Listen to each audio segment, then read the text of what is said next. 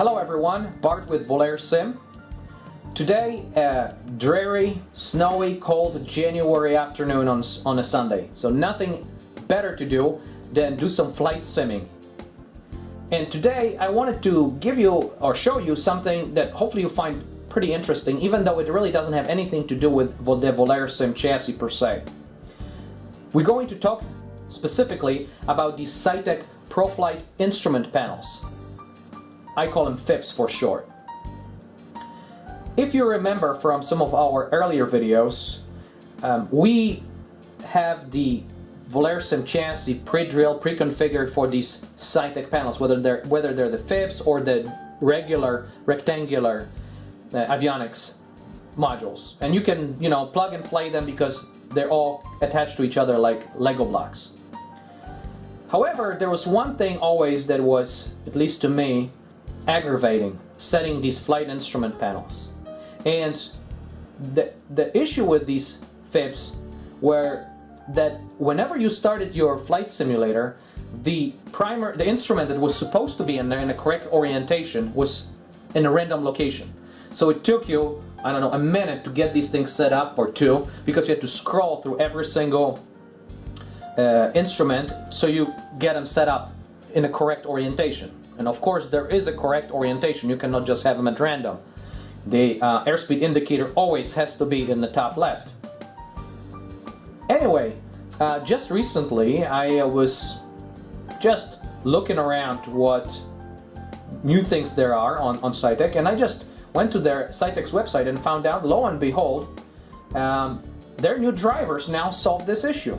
I'm going to show you. I'm going to start up Microsoft Flight Simulator, and you will see that when you start the sim, the FIPs now show up in the correct orientation.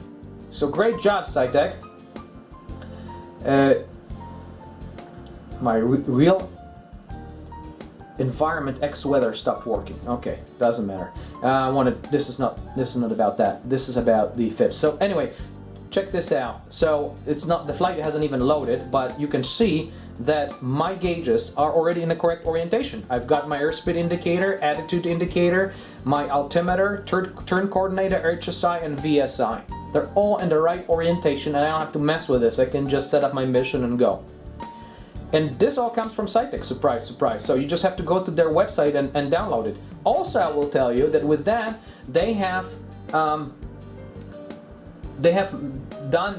made new drivers, I guess, on new software for all these avionic instruments. And other than programming the backlit instrument panels to get the right messages appear in the right area here, you really don't have to do much than that. Now, I'm that kind of guy that really doesn't do a lot of customization. Other than using Philips' excellent replacement of the graphics on these FIPs, I really don't mess with this stuff too much. So, the Saitek drivers seem to be working just fine. And you probably remember I used to recommend this thing called SPAD. This was a freeware, excellent piece of software to run everything but your FIPs.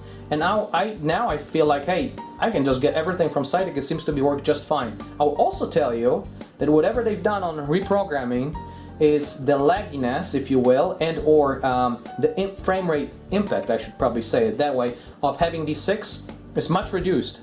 Before, you now would see probably 5 frames per second, or maybe up to 10 hit, because I was running them. Now I can unplug them and I'm gonna get the same frame rate, almost exact same frame rate, whether I have these plugged in or not. So that's important, and that's a very good thing.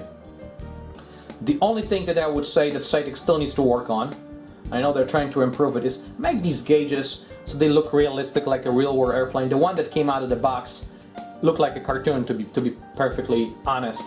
That's why I used Philips' excellent replacements, which are free from Simviation. I know that there are several people that do this. Some of them are free, some of them you have to pay for, but obviously they're doing it because they're not happy with what comes out of the box with them.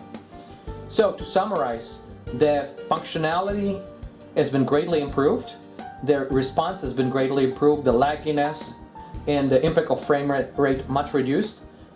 Still some work Saitek to do on the graphics, and I don't think, maybe it's easy for me to say because I don't do the work, but I would say that's probably not as difficult to do. Just improve the appearance of them, make them look like Bendix Kings, you know, something that is in a beach or standard type of an avionics package. There's not that many of them. There's only a handful of manufacturers that make these gauges for real world airplanes, but they don't look like Saitek's cartoon type of gauges.